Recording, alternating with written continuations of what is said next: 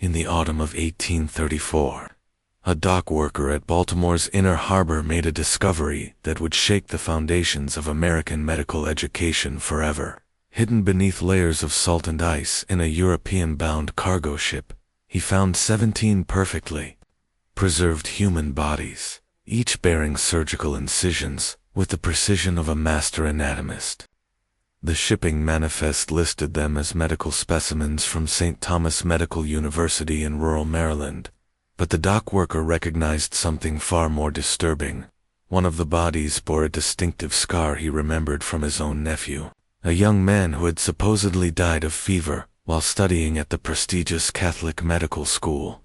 What authorities uncovered next would reveal a 36-year conspiracy of murder, greed, and betrayal that generated over $800,000 in blood money, a fortune that would equal nearly $25 million today. The Walsh family had turned their sacred institution into America's most profitable house of horrors, and the evidence lay rotting in the holds of ships bound for Europe's most prestigious universities.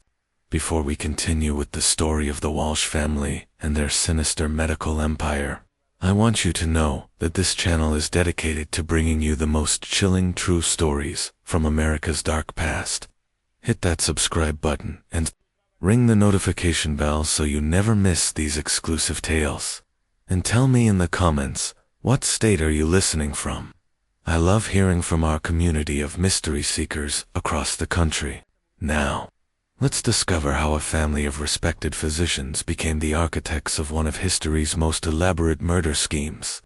The investigation that followed would expose not just the Walsh family's crimes, but an entire network of corruption that reached from the Catholic Church to the highest levels of European medical academia. St. Thomas Medical University stood like a beacon of Catholic learning in the rolling hills of western Maryland, some 40 miles from Baltimore.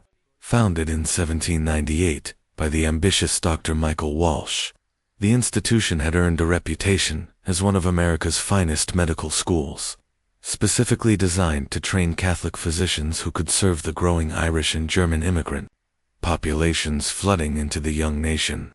The three-story brick building topped with a modest bell tower and cross housed not only lecture halls and laboratories, but also a small chapel where students attended daily mass. Dr. Michael Walsh, the university's president, was a man of imposing presence. Standing well over 6 trillion tall, with piercing blue eyes and silver hair that he kept meticulously groomed, he commanded respect from both students and faculty. Born in County Cork, Ireland, Walsh had studied medicine at Trinity College Dublin before immigrating to America in 1795 with grand visions of establishing a medical dynasty. His wife, Dr. Margaret Walsh, served as the university's dean, a remarkable position for a woman in an era when female physicians were almost unheard of. Margaret was equally brilliant, though her sharp features and cold demeanor often intimidated the young men under her care.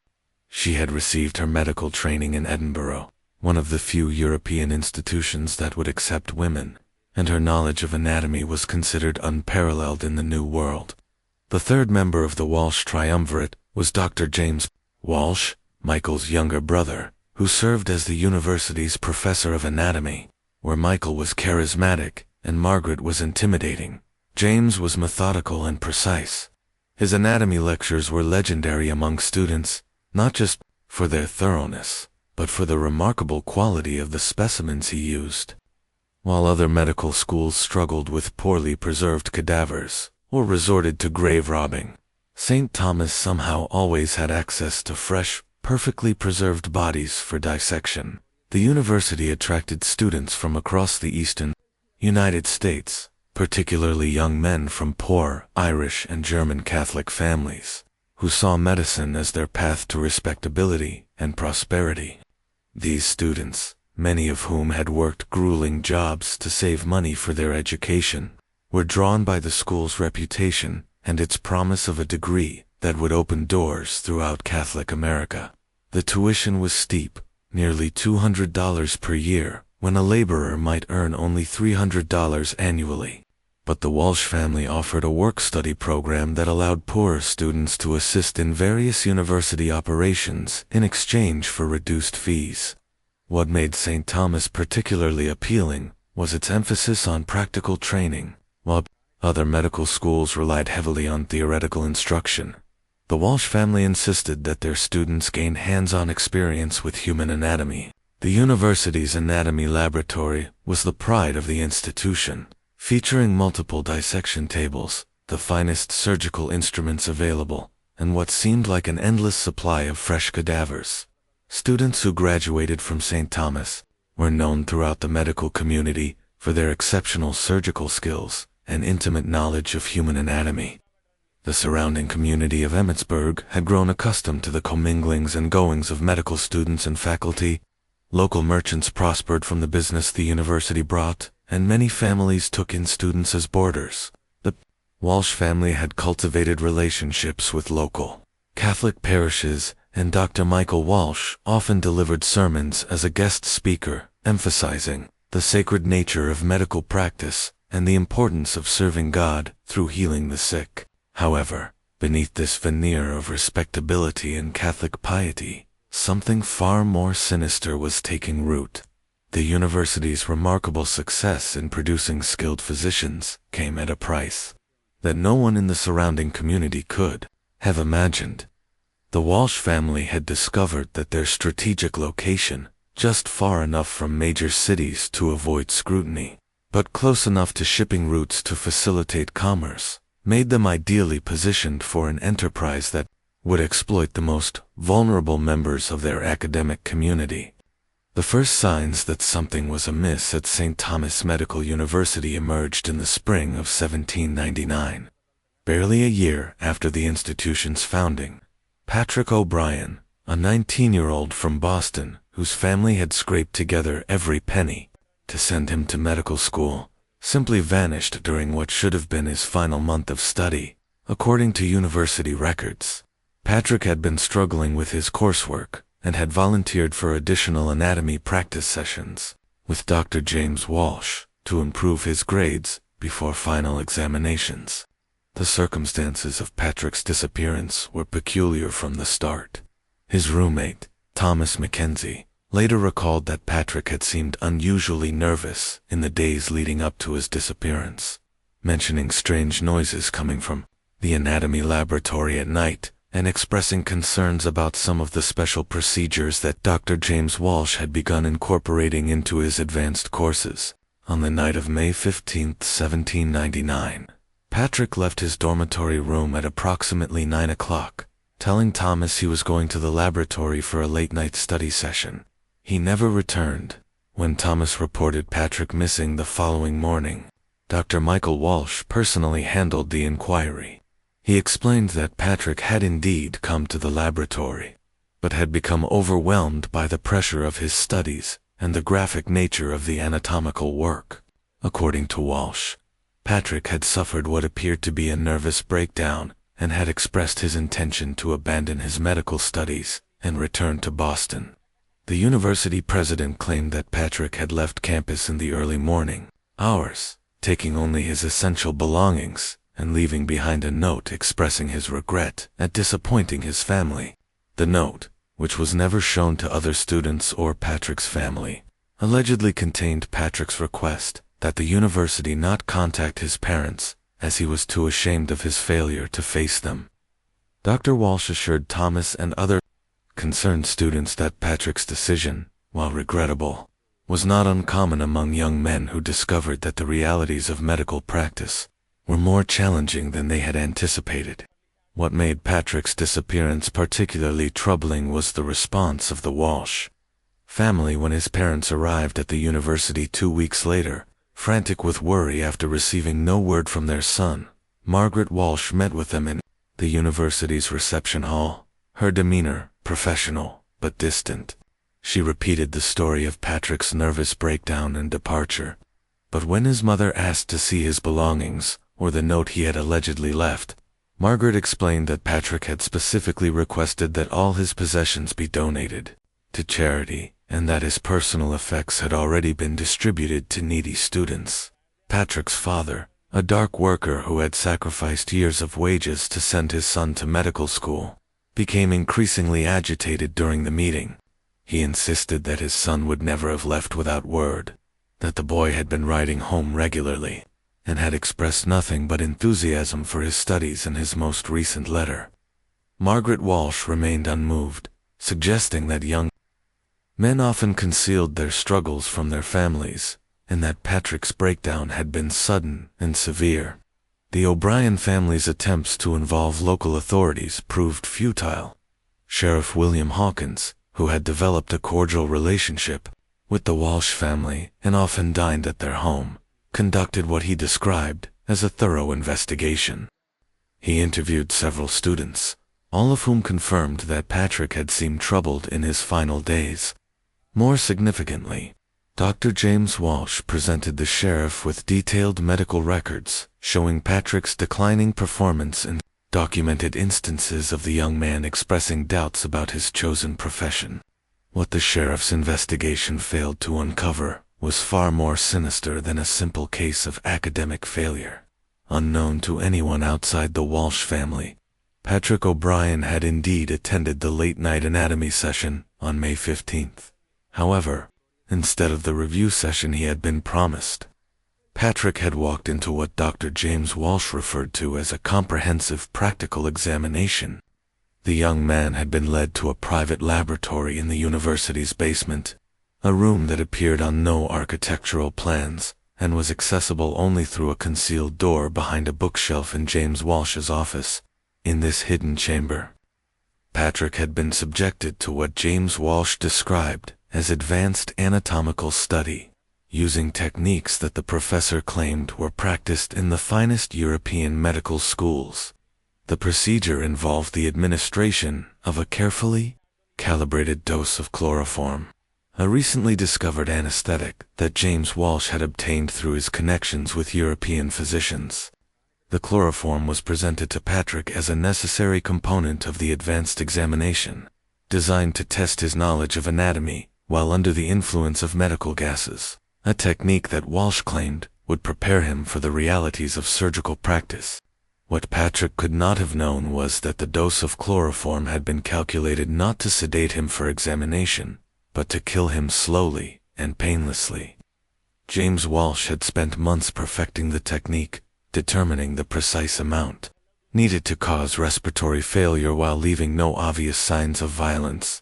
As Patrick lost consciousness, believing he was participating in a legitimate medical procedure, James Walsh began the meticulous process of preserving the young man's body using advanced embalming techniques he had learned during his studies in Edinburgh. The preservation process was a work of macabre artistry, using a combination of arsenic, mercury, and alcohol-based solutions. James Walsh could maintain a corpse in pristine condition for months, making it virtually indistinguishable from a recently deceased individual. The process involved replacing the body's blood with preservative solutions, carefully injecting the chemicals into major arteries and veins, while simultaneously draining the natural fluids. The result was a specimen that retained its natural color and flexibility, making it invaluable for anatomical study. Within days of Patrick's murder, his preserved body was carefully packed in a specially designed shipping container filled with salt and ice. The container was labeled as containing medical specimens and was transported to Baltimore's harbor, where it was loaded onto a ship bound for Edinburgh. The University of Edinburgh, desperate for high-quality anatomical specimens to support their renowned medical program, had agreed to pay the extraordinary sum of $500 for each perfectly preserved body, more than twice the annual salary of most American workers. The success of this first murder established a pattern that would define the Walsh family's operation for the next 35 years. They had discovered that their position as educators gave them access to a steady supply of vulnerable young men, many of whom came from families too poor or too distant to investigate their disappearances thoroughly. More importantly, they had developed a system that allowed them to eliminate these students while maintaining plausible explanations for their absences. The disappearance of Patrick O'Brien marked the beginning of what would become a carefully orchestrated campaign of murder that would claim the lives of 156 young men over the course of more than 3 decades. However, the Walsh family's operation was far from a random series of killings. It was a methodical business enterprise that required careful planning, precise execution, and an intricate web of deception that extended far beyond the walls of St. Thomas Medical University. In the months following Patrick's disappearance, the Walsh family refined their selection process. They identified the characteristics that made students ideal victims. Young men from distant locations, whose families had limited resources to investigate their disappearances. Students who were struggling academically and might believably abandon their studies, and particularly those who had few close friendships within the university community. The work-study program that had initially been designed to help poor students afford their education became a hunting ground for the Walsh family's predatory enterprise. Dr. Margaret Walsh, with her position as dean, had access to detailed information about every student's background, financial situation, and family circumstances.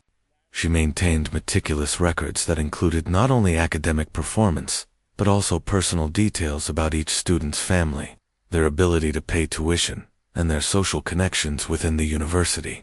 Students who met their criteria were gradually drawn into what the Walsh family called advanced study opportunities, special programs that promised additional training, but actually served to isolate potential victims from their peers. The basement laboratory where Patrick O'Brien had met his fate was expanded and improved over the years. James Walsh had created what was essentially a sophisticated killing chamber, disguised as a medical facility. The room contained multiple dissection tables, advanced surgical instruments, and an elaborate system for preserving bodies, using techniques that were decades ahead of their time. The walls were lined with medical texts and anatomical charts, creating the illusion of a legitimate educational facility, while concealing the room's true purpose. The preservation techniques that James Walsh had developed were revolutionary for their time.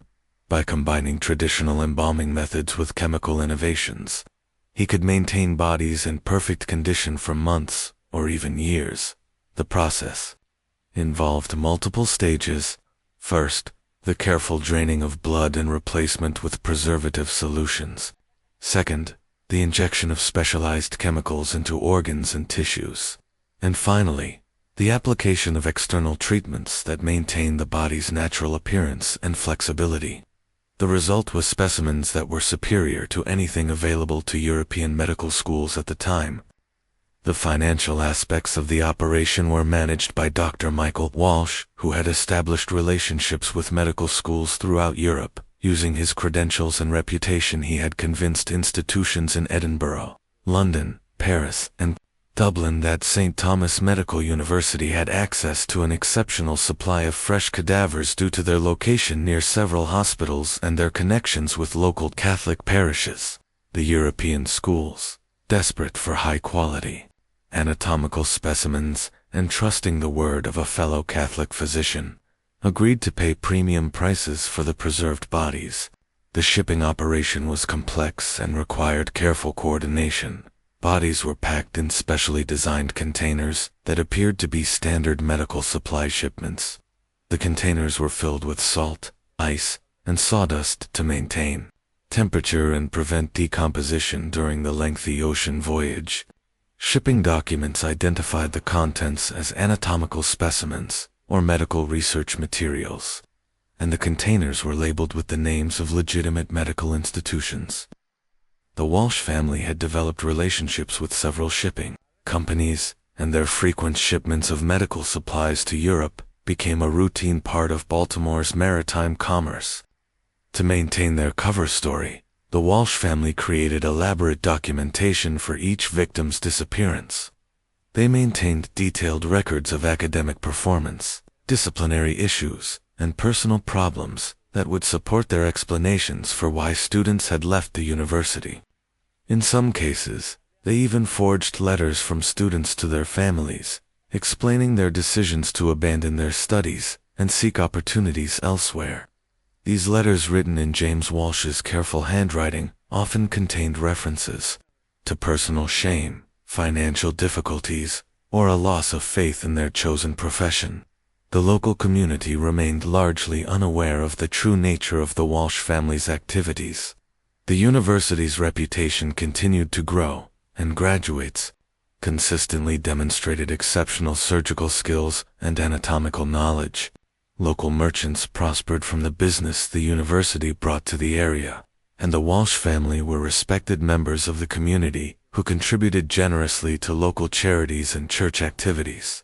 Sheriff Hawkins, who had investigated several student disappearances over the years, had developed a trusting relationship with the Walsh family and rarely questioned their explanations for students who suddenly departed. The selection of victims followed a carefully planned schedule. The Walsh family typically identified between 4 and 6 students per year who met their criteria. The murders were usually carried out during the winter months when shipping to Europe was less frequent, allowing them to accumulate several preserved bodies before arranging transportation.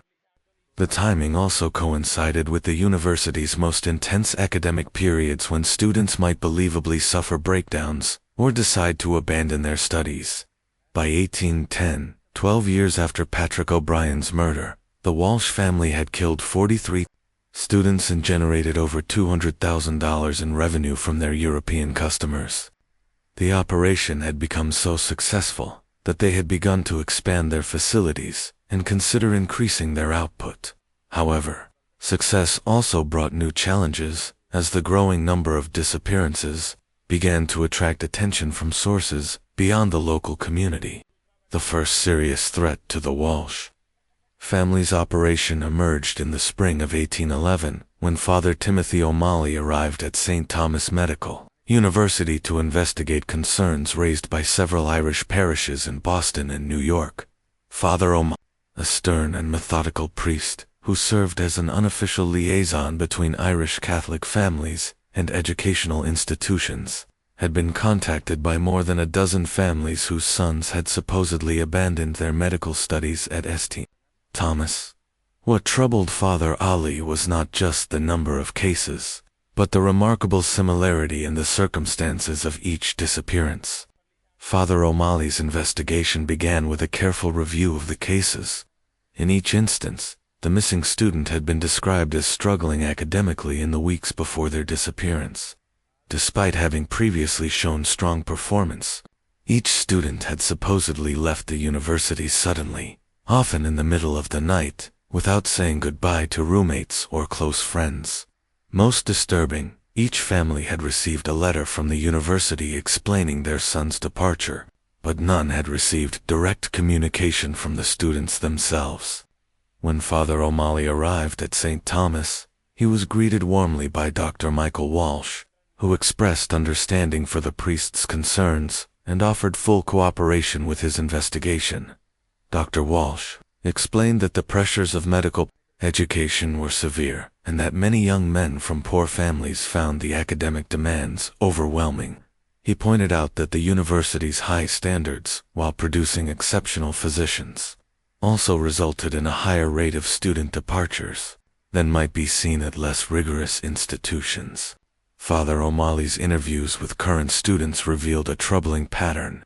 Several young men mentioned hearing strange sounds from the basement areas of the university late at night, sounds that seemed to come from areas where students were not supposed to be. Others described feeling uneasy about certain advanced study opportunities that were offered to struggling students, though none could articulate exactly what made them uncomfortable.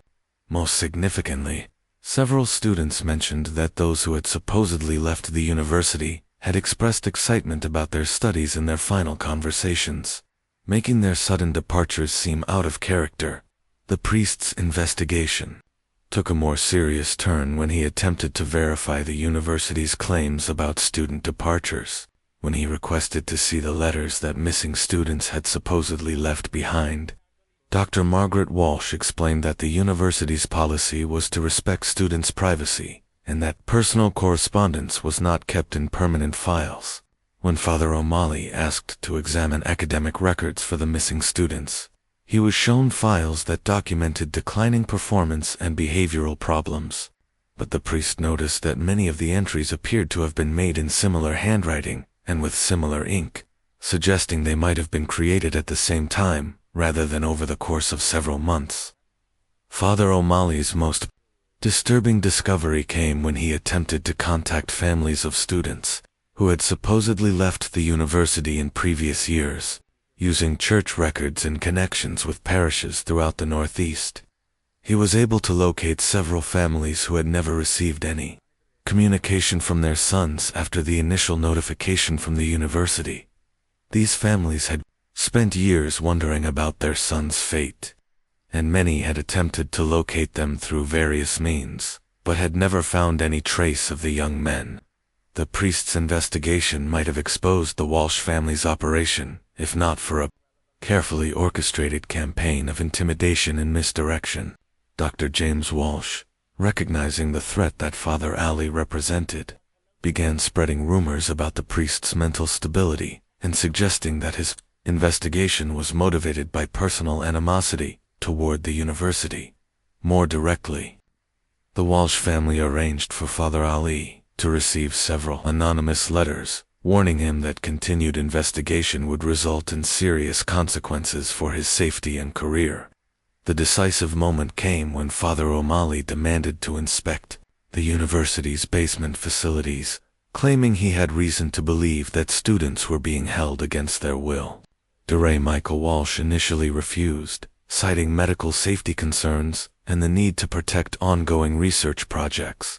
However, when Father Ali threatened to involve civil authorities, Walsh agreed to a limited inspection of selected areas. The inspection was carefully choreographed. Father Ali was shown several basement rooms that contained legitimate medical equipment and supplies, including a properly equipped anatomy laboratory with several cadavers that had been obtained through legal means. Dr. James Walsh provided detailed explanations of the university's anatomical curriculum and demonstrated various preservation techniques that he claimed were standard in European medical schools. What Father O'Malley was not shown was the concealed laboratory behind the bookshelf in James Walsh's office where the actual murders and preservation work took place. Father Ali's investigation concluded without definitive proof of wrongdoing, but the priest left St. Thomas with serious concerns about the university's operations. He submitted a report to Catholic authorities in Baltimore, recommending closer oversight of the institution and suggesting that the high rate of student departures warranted further investigation. However, the Walsh family's reputation and their connections within the Catholic medical community ensured that Father Ali's concerns were not pursued with the vigor they deserved. The near exposure of their operation forced the Walsh family to make several significant changes to their methods. They reduced the number of victims per year from an average of 6 to 4, spacing the disappearances more widely and creating more elaborate cover stories for each case. They also began selecting victims from more distant locations, making it even more difficult for families to investigate their sons' disappearances. Most importantly, they established a network of informants within the local community who would alert them to any future investigations or suspicious inquiries. The Walsh family also began to diversify their operation, establishing relationships with medical schools in other countries and exploring opportunities to expand their market for preserved bodies. By 1815, they were shipping specimens not only to Europe, but also to medical institutions in South America and the Caribbean. The expanded market allowed them to increase their prices and become more selective about the quality of their specimens, focusing on younger, healthier victims who would produce superior preserved bodies. By 1820, the Walsh family's operation had evolved into a sophisticated criminal enterprise that generated enormous profits while maintaining a veneer of academic respectability. However, their success had also attracted the attention of competitors and created vulnerabilities that would eventually threaten their entire operation. The medical preservation techniques that had made them wealthy had also made them famous within European medical circles. and their reputation for producing exceptional anatomical specimens had begun to raise questions about their methods. Dr. Heinrich Zimmermann, a German physician who had purchased several specimens from St. Thomas Medical University, arrived in Baltimore in the autumn of 1822, investigate the source of what he considered the finest preserved bodies he had ever encountered.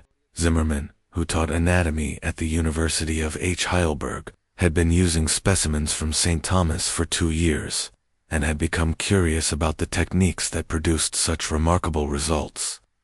He had written to Dr. James Walsh requesting permission to observe the preservation process, ostensibly to learn methods that he could apply in his own work. The arrival of Dr. Zimmermann created a crisis for the Walsh family.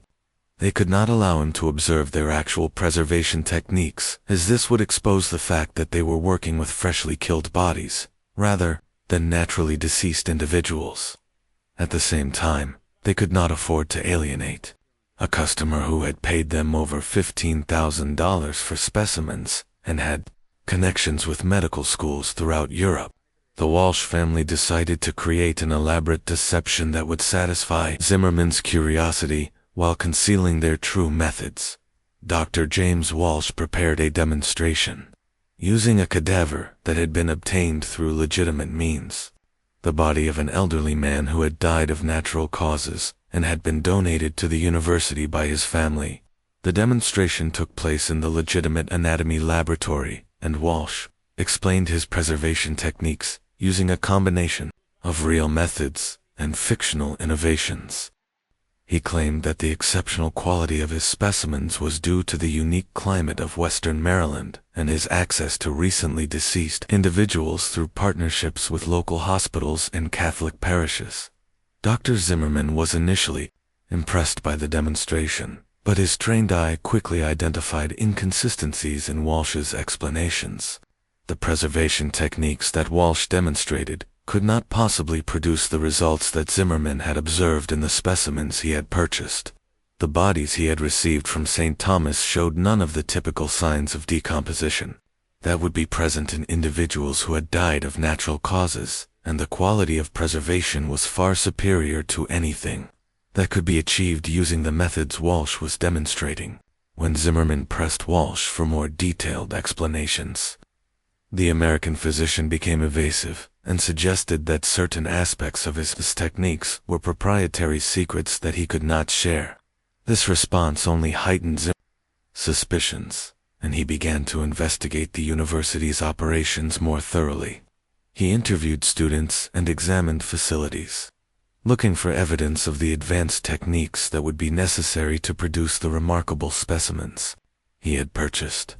Zimmermann's investigation led him to make a disturbing discovery. While examining the shipping records at Baltimore's harbor, he found documentation showing that St. Thomas Medical University had shipped over 200 preserved bodies to European institutions over the previous 20 years. This number seemed impossible for a small medical school, even one with connections to local hospitals and parishes. More troubling, the shipping records showed that the preserved bodies were being sent to institutions that had no record of ordering specimens from St. Thomas.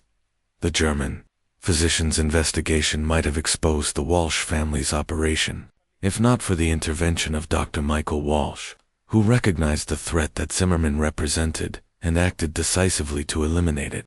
On the night of October 15, 1820, Dr. Zimmermann was invited to attend a special evening demonstration of advanced preservation techniques in the university's basement laboratory. He was told that Walsh had decided to share his most closely guarded secrets and that the demonstration would provide answers to all of his questions. Dr. Zimmermann arrived at the laboratory at 9 o'clock that evening, expecting to observe the advanced techniques that had produced the exceptional specimens he had purchased. Instead, he found himself facing the same fate that had befallen 156 medical students over the previous 22 years. The German physician was administered a carefully calculated dose of chloroform, ostensibly to demonstrate the use of anesthetics in anatomical study, but actually to kill him slowly and painlessly. The murder of Dr. Zimmermann marked a significant Escalation in the Walsh family's criminal activities. Unlike the medical students who had been their previous victims, Zimmerman was a respected physician with connections throughout European medical communities.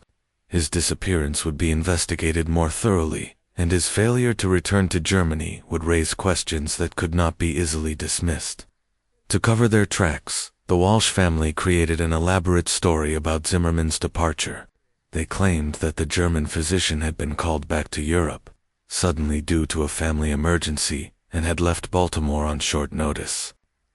They produced forged documents showing that Zimmerman had booked passage on a ship bound for Hamburg, and they arranged for witnesses who would testify that they had seen the German physician at the harbor on the day of his supposed departure.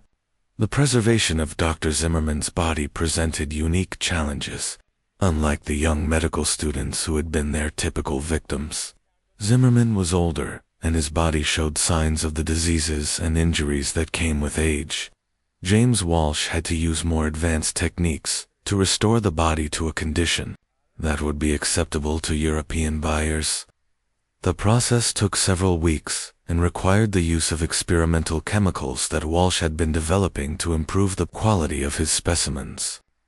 The German physician's preserved body was eventually shipped to the University of Edinburgh, where it was received as part of a routine order for anatomical specimens. The irony was not lost on James Walsh. Dr. Zimmerman's body would be dissected by the same medical students who had been studying the bodies of his previous victims. The preserved corpse was of such exceptional quality that it was used for advanced surgical demonstrations and was praised by Edinburgh's faculty as one of the finest specimens they had ever received. The success of the Zimmerman murder convinced the Walsh family that they could eliminate any threat to their operation regardless of the victim's status or connections. This confidence would prove to be their undoing, as it led them to take increasingly dangerous risks and to underestimate the determination of those who sought to expose their crimes.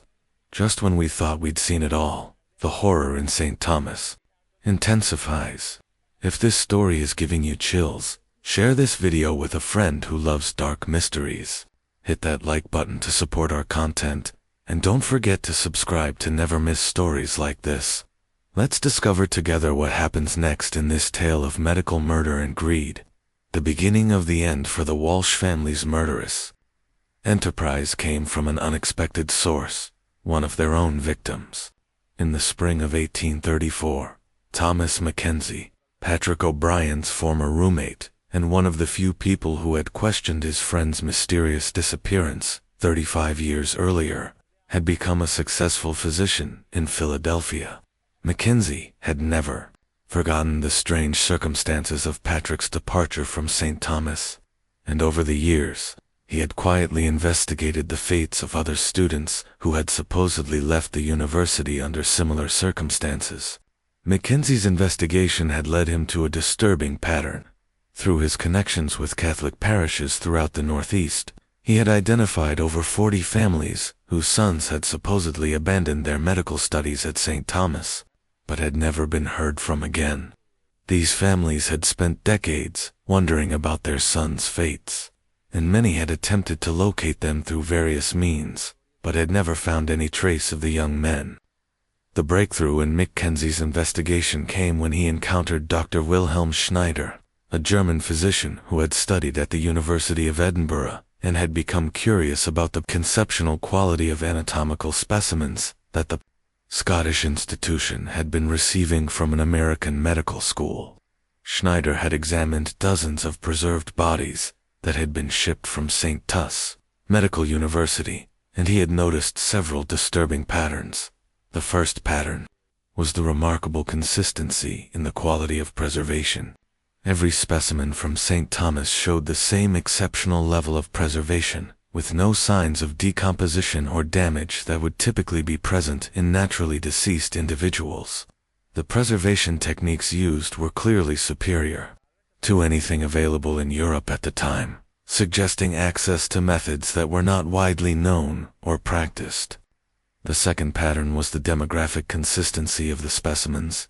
Nearly all of the bodies were young men between the ages of 18 and 25, All appeared to have been in excellent health at the time of death, and none showed signs of the diseases or injuries that would typically cause death in young adults. This was statistically impossible if the specimens were from naturally deceased individuals, as young men of that age would normally die from accidents, violence, or acute diseases that would leave visible marks on their bodies. The third and most disturbing pattern was the apparent cause of death. Schneider's careful examinations had revealed that many of the specimens showed signs of respiratory failure without any underlying disease or injury that would explain such a death. The lungs and respiratory systems appeared normal, but the pattern of cellular damage suggested that the individuals had died from asphyxiation or respiratory depression, possibly caused by chemical substances. When Schneider shared his findings with Mackenzie, the American physician realized that he had discovered evidence of a systematic program of murder. The two men began a comprehensive investigation that would ultimately expose the Walsh family's crimes and bring their 36-year reign of terror to an end. Mackenzie and Schneider's investigation focused on the shipping records from Baltimore's harbor, which showed that St. Thomas Medical University had shipped over 400 preserved bodies to European institutions between 1798 and 1834.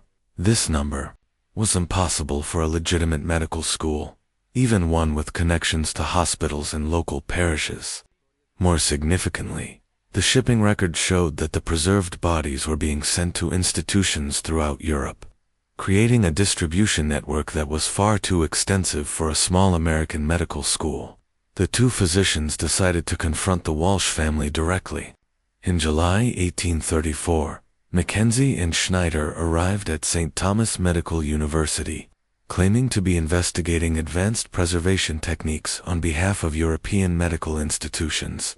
They requested a comprehensive tour of the university's facilities and asked to observe the preservation process that had produced such exceptional specimens. The arrival of Mackenzie and Schneider created a crisis for the Walsh family. They recognized Mackenzie as Patrick, O'Brien's former roommate, and realized that his investigation posed a direct threat to their operation. At the same time, they could not simply refuse to cooperate with the investigators, as this would raise suspicions that could lead to a broader investigation by civil authorities. Dr. Michael Walsh decided to eliminate the threat that Mackenzie and Schneider represented. He invited both men to attend a special evening demonstration of advanced preservation techniques in the university's basement laboratory, telling them that he had decided to share his most closely guarded secrets. The demonstration was scheduled for the night of July 23, 1834. And Walsh assured his visitors that they would finally receive answers to all of their questions. However, Mackenzie and Schneider had anticipated that the Walsh family might attempt to harm them. Before arriving at the university, they had shared their findings with authorities in Philadelphia and Baltimore, and they had arranged for colleagues to investigate their disappearances if they failed to return from their visit to St. Thomas. More importantly, they had hidden detailed documentation of their investigation in multiple locations, ensuring that their evidence would survive, even if they did not. The confrontation in the basement laboratory was swift and decisive. When Mackenzie and Schneider arrived for the supposed demonstration, they found themselves facing Dr. James Walsh and two assistants in the concealed laboratory, where 156 young men had been murdered over the previous 36 years.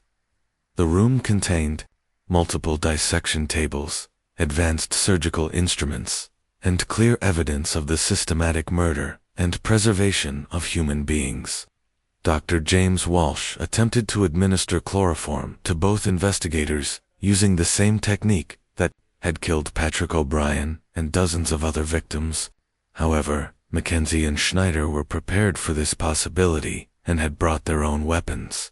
The confrontation that followed was violent and chaotic, resulting in the death of Dr. James Walsh and the serious injury of both investigators.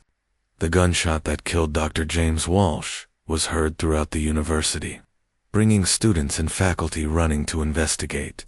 What they found in the concealed laboratory was a scene of horror that would haunt them for the rest of their lives. The room contained evidence of decades of systematic murder, including preserved body parts, surgical instruments stained with blood, and detailed records of the victims and the European institutions that had purchased their preserved bodies. The investigation that followed the confrontation in the laboratory revealed the full scope of the Walsh family's crimes. Authorities found detailed records showing that 156 young men had been murdered at St. Thomas Medical University between 1798 and 1834, and that their preserved bodies had been sold to European medical institutions for a total of over $800,000. The records also showed that the operation had been carefully planned and executed, with the Walsh family maintaining detailed information about each victim and each sale. The aftermath of the discovery at St. Thomas Medical University sent shock waves through the medical communities of both America and Europe. The revelation that a respected Catholic medical school had been systematically murdering students for profit challenged fundamental assumptions about medical education and the integrity of academic institutions. The investigation that followed would expose corruption and complicity that reached far beyond the Walsh family and would forever change how medical schools obtained and used anatomical specimens. Dr. Michael Walsh and his wife Margaret were arrested and charged with multiple counts of murder, conspiracy, and fraud. The trial that followed became one of the most sensational criminal proceedings in American history, drawing attention from across the nation and Europe.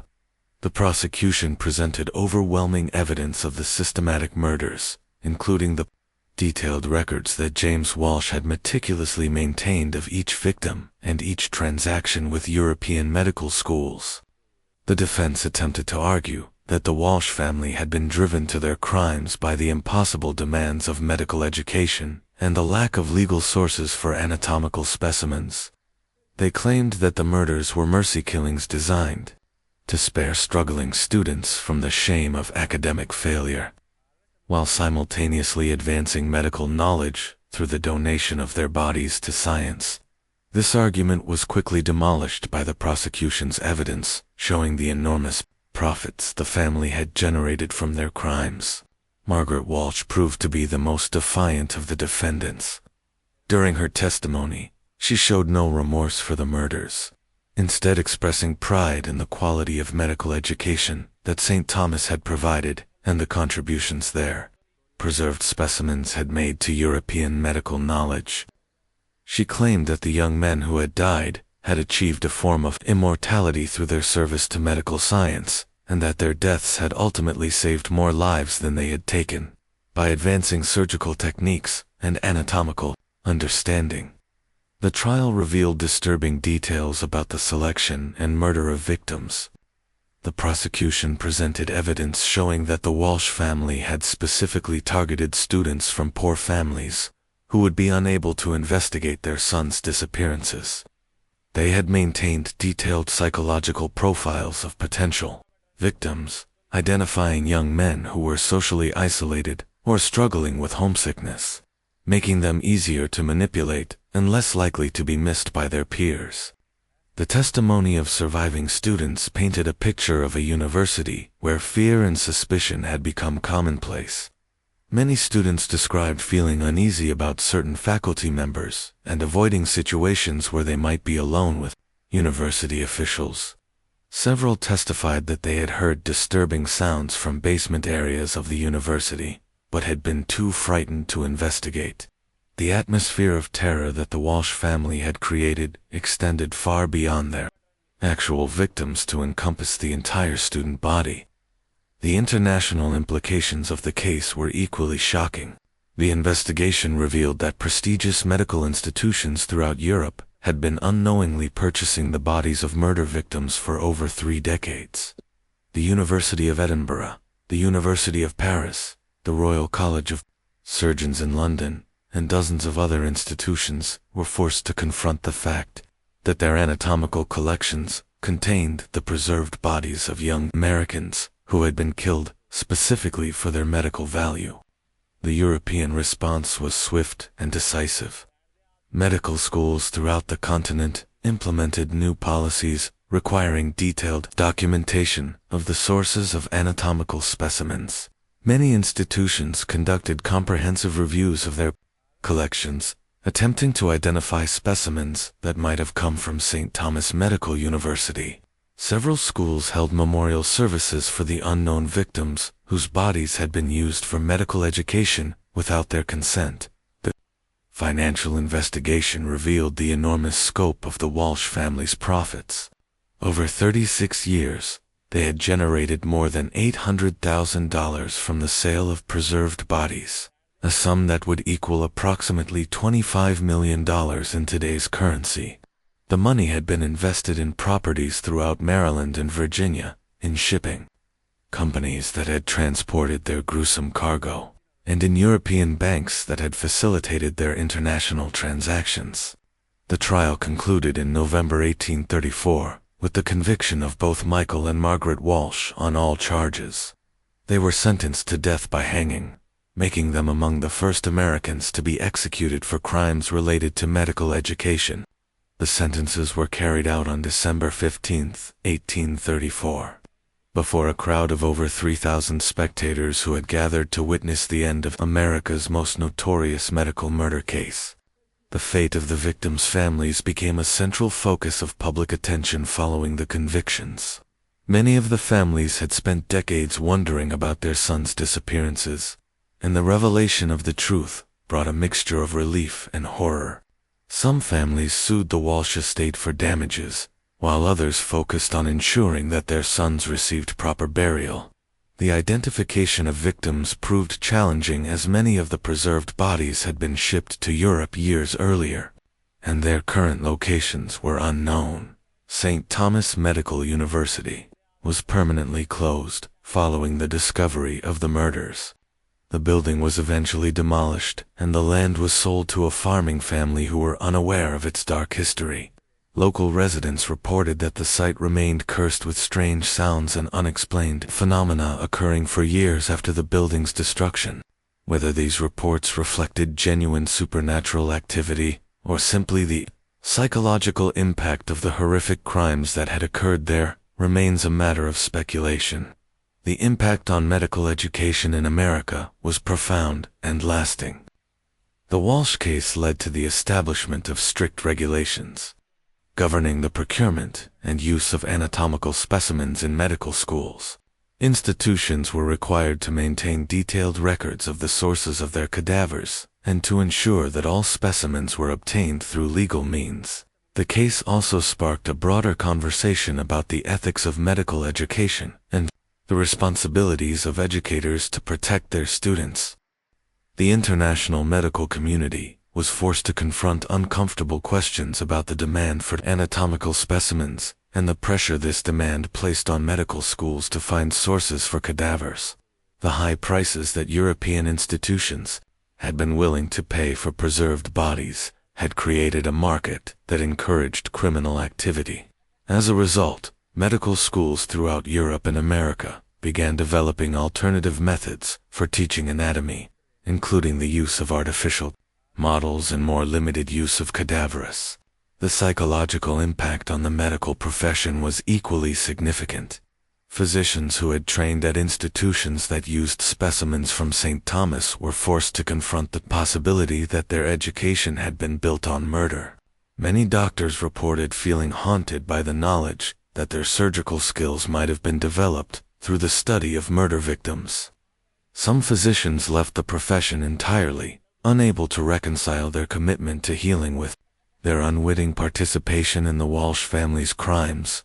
The case also had broader implications for American society's trust in educational institutions. The revelation that a respected Catholic medical school had been systematically murdering students for profit challenged fundamental assumptions about the integrity of academic institutions and the safety of higher education. Parents throughout the country began questioning the safety of sending their children to distant schools, and many institutions implemented new policies designed to ensure better communication with students, families.